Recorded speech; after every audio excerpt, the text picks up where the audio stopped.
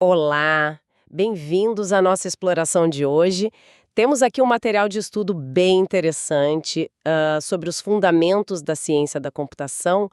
A ideia é, assim, mergulhar nesses conceitos, né? Aqueles que sustentam a tecnologia toda que a gente usa. Nossa missão é tirar daqui as ideias essenciais, talvez umas curiosidades, sabe? Para entender melhor como tudo funciona. Vamos lá. O material começa com uma viagem no tempo. E é incrível, né, pensar que tudo isso começou muito, muito antes da eletricidade. Fala do ábaco, lá na Mesopotâmia. 5.000 anos atrás. Exato. Uma das primeiras ferramentas para calcular, para manipular a informação. Pois é, e essa linha do tempo é fascinante. O material segue, né, passa pelas máquinas mecânicas lá no século XVII, a Pascaline, que somava e subtraía, e a roda de Leibniz, que já tentava fazer as 4 operações. Mas aí no século XIX, nossa, ali a coisa começa a esquentar. Figuras visionárias mesmo. Charles Babbage, o famoso pai do computador, né? A máquina analítica que ele imaginou é impressionante, mesmo sem construir na época. Totalmente. Já tinha a ideia de memória, o store, e processador, o MIL.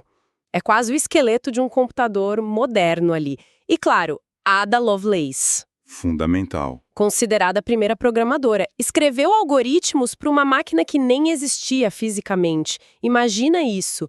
Programar antes do computador é um salto conceitual enorme. É fundamental reconhecer esses pioneiros. Eles estavam pensando em abstração, em lógica, muito antes da tecnologia, né? E, como sempre acontece, a necessidade acelera as coisas. A Segunda Guerra Mundial foi um catalisador importante. O material cita o Colossus para decifrar códigos e o ENIAC. Ah, o ENIAC, aquele gigante. Exato, 30 toneladas. Ocupavam uma sala inteira. Um dos primeiros computadores eletrônicos programáveis e de propósito geral. Se a gente compara com o que temos no bolso hoje, é até engraçado pensar. É uma perspectiva incrível, né? E logo depois dessa era dos gigantes, aparece John von Neumann. A contribuição teórica dele moldou quase tudo depois, certo? Com certeza. A arquitetura de von Neumann, CPU, memória para dados e instruções, e os dispositivos de entrada e saída. E a grande sacada: colocar o programa e os dados na mesma memória. Parece óbvio hoje, mas Mas foi isso que deu a flexibilidade, né? A característica principal dos computadores como conhecemos. Essa arquitetura foi, digamos, o software conceitual, mas precisava do hardware para diminuir tudo aquilo. E aí vem duas invenções que, nossa, mudaram tudo. O transistor. adeus válvulas gigantes. Exatamente. E depois o circuito integrado, o chip, que permitiu colocar milhares, depois milhões de transistores numa pastilha minúscula de silício. Essa miniaturização foi a chave. Foi a chave para ter computadores pessoais, os PCs, e eventualmente para conectar tudo isso na internet. Um passo construindo sobre o outro, sabe? Fascinante essa construção histórica. Agora, já entendendo de onde viemos, vamos tentar entender como a máquina funciona, lá no fundo mesmo. O material dá bastante destaque para a lógica booleana. Parece ser tipo a linguagem secreta dos computadores, né? É quase isso. Desenvolvida pelo George Boole, lá no século XIX. Uma lógica muito elegante e simples na base. Ela só trabalha com 2 valores: verdadeiro, que vira 1 no digital, e falso, que vira 0. Só isso? Só isso. Pode parecer pouco, mas é a matemática por trás de toda decisão, todo o processamento que o computador faz. E os operadores básicos são AND, OR e NOT, lembro disso. AND só é verdadeiro se tudo for verdadeiro. Isso.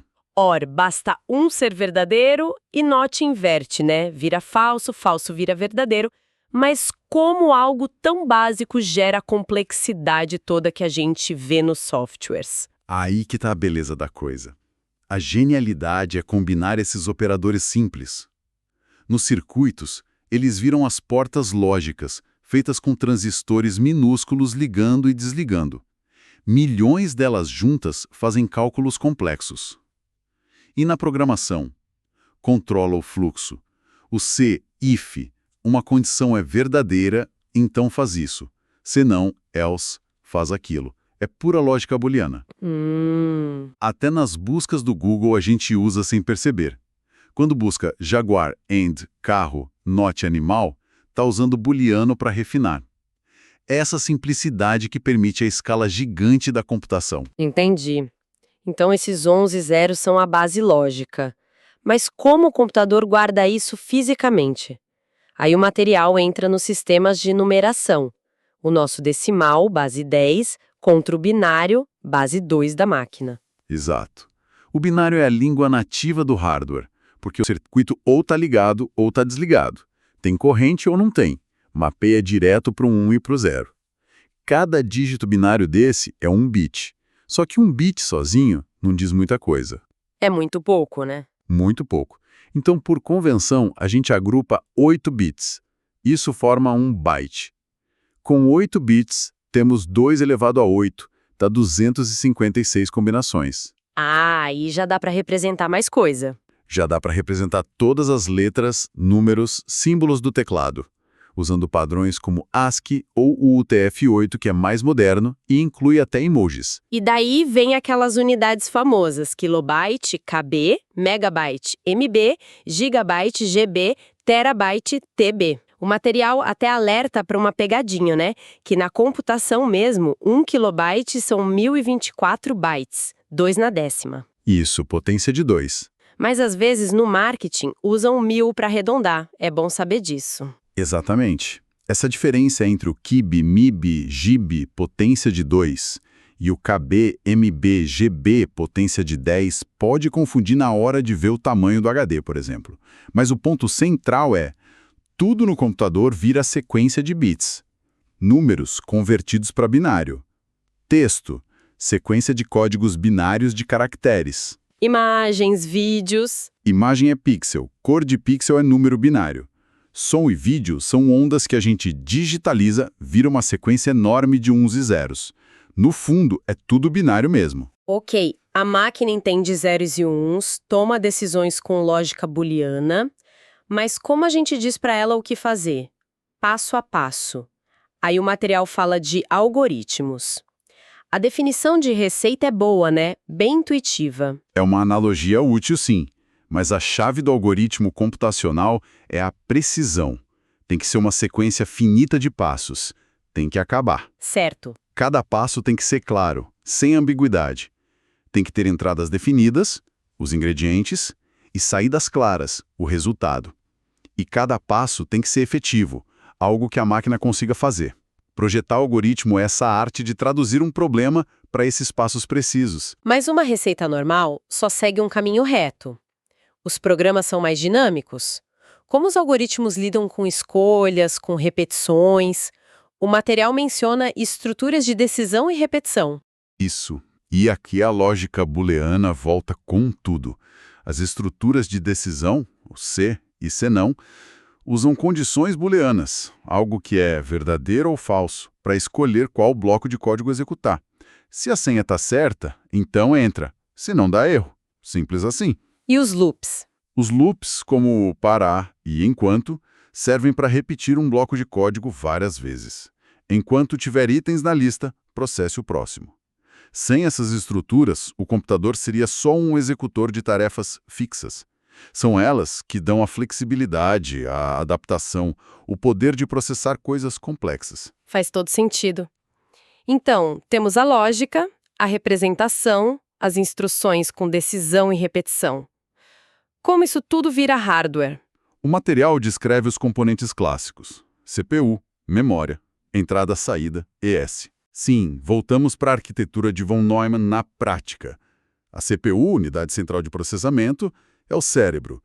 Dentro dela tem duas partes principais que o material destaca: a ULA, unidade lógica e aritmética. A que faz as contas. Exato, faz as contas e as comparações lógicas usando aquelas portas lógicas que a gente falou. E tem a UC, unidade de controle. O maestro. O maestro.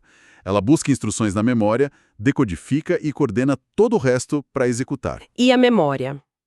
O material cita RAM, ROM, cache. Qual a diferença principal entre elas? Pensa assim, a RAM, Random Access Memory, é a memória de trabalho principal. Rápida, mas volátil. Apaga tudo quando desliga. Isso. É onde ficam os programas e dados enquanto a CPU está usando. A ROM, Read Only Memory, guarda coisas essenciais que não podem se apagar, tipo o programinha que liga o computador. E o cache é uma memória ainda menor e mais rápida, quase colada na CPU. Guarda cópias do que é mais usado na RAM para acelerar o acesso. Entendi. Diferentes níveis de velocidade e se guarda ou não a informação. Exato. E os dispositivos de IES, entrada e saída, são a nossa interface. Teclado, mouse para entrar dados. Monitor, impressora para sair. E os discos, HD ou SSD, que são entrada e saída, para o armazenamento permanente. E como essas peças todas conversam? Pelos barramentos. São tipo as avenidas dentro do computador. Tem o barramento de dados, por onde os dados viajam. O de endereços, para a CPU dizer onde na memória ela quer ler ou escrever. E o de controle, com os sinais de coordenação.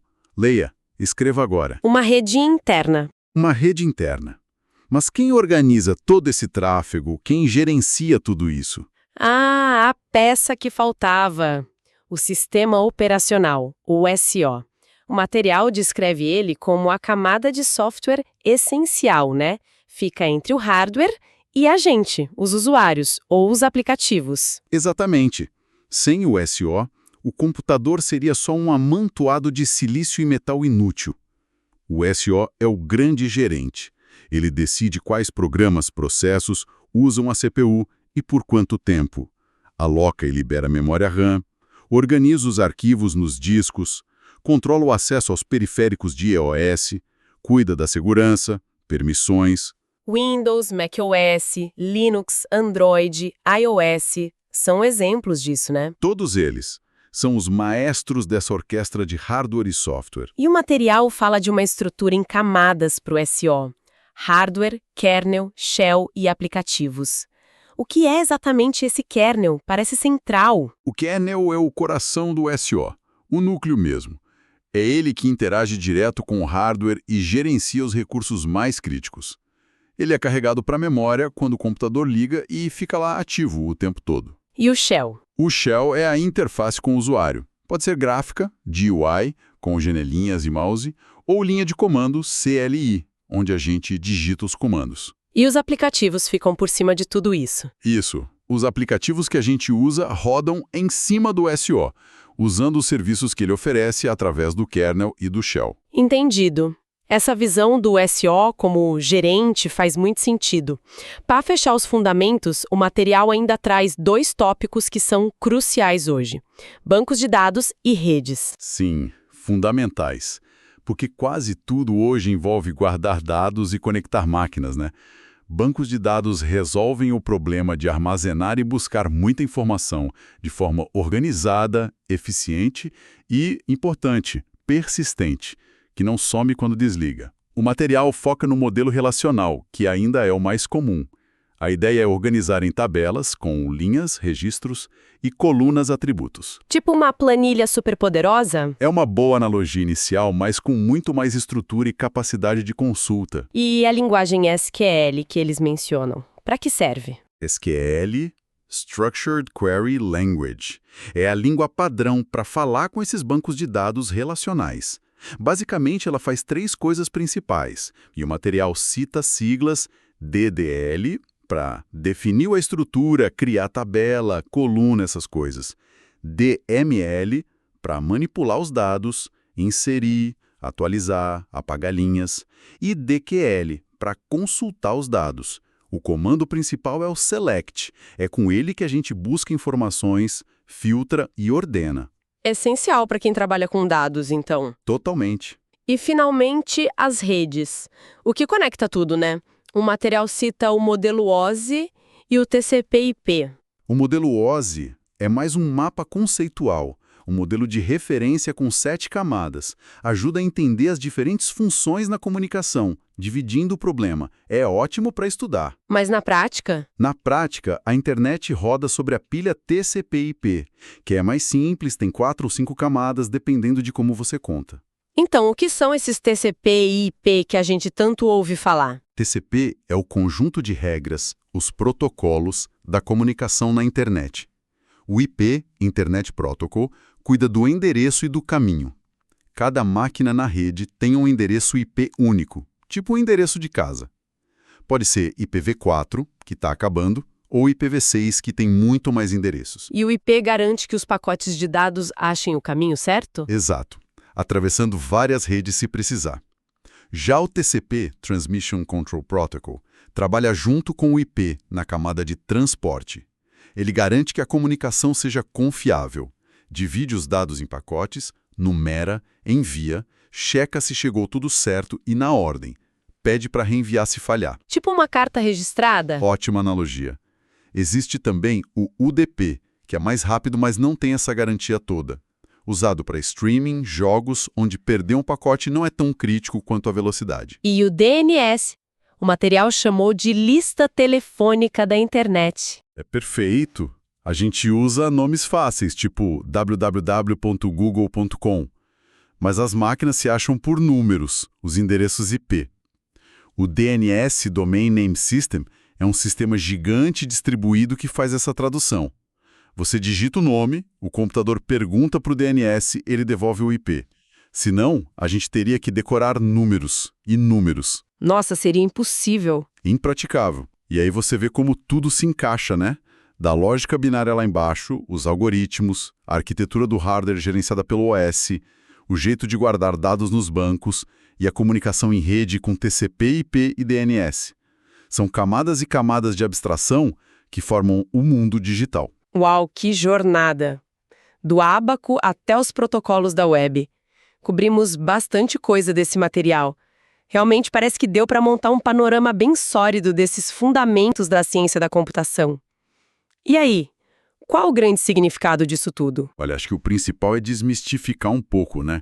Tirar um pouco da mágica da tecnologia, entender esses blocos, a lógica simples que escala, o binário como base para tudo, a importância de um algoritmo bem feito, como hardware e software trabalham juntos, com o SEO, como os dados são organizados e as máquinas conversam.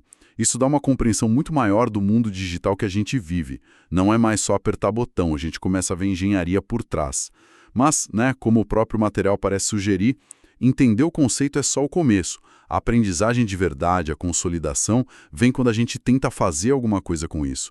Aquela ideia de aplicar em projetinhos práticos é muito boa. Então, para deixar uma reflexão final, depois de olhar para esses fundamentos, lógica, algoritmos, arquitetura, redes, dados, que tal pensar um pouco diferente? Em vez de só usar isso para fazer um software comum, como esses mesmos princípios poderiam modelar ou resolver um problema inesperado do nosso dia a dia? Algo que talvez nem pareça de computador, à primeira vista.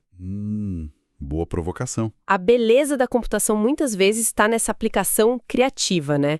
Onde a gente menos espera. Fica aí a reflexão.